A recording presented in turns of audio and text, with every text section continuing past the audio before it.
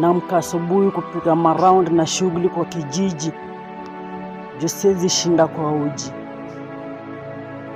Mama told me once upon a time that as a man you have to sweat ndo get to a fight.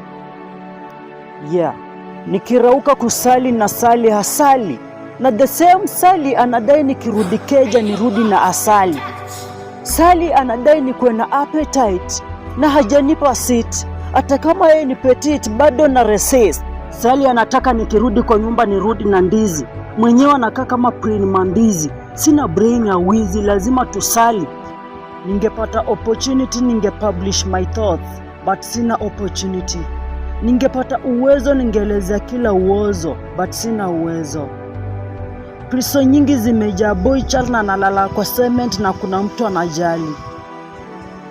Kila ukiamka unarauka na stories za boy child ameiba, boy child amerob. No one is caring to investigate, juu hata kuna gates za kuinvestigate. Ukigotea wazee inafaa utoe kofia ndo uoneshe respect, buru utakuwa suspect. Society inajudge kwa urahisi, juu haiwezi hisi, na hata ikihisi haiwezi get it easy. Sijui ni nani ataelewesha hii jamii yetu ya sasa, nani ataelewesha hii jamii ya kitambo, so that zikuje zielewani. Bado sijapata kuelewa why there is difference between the societies.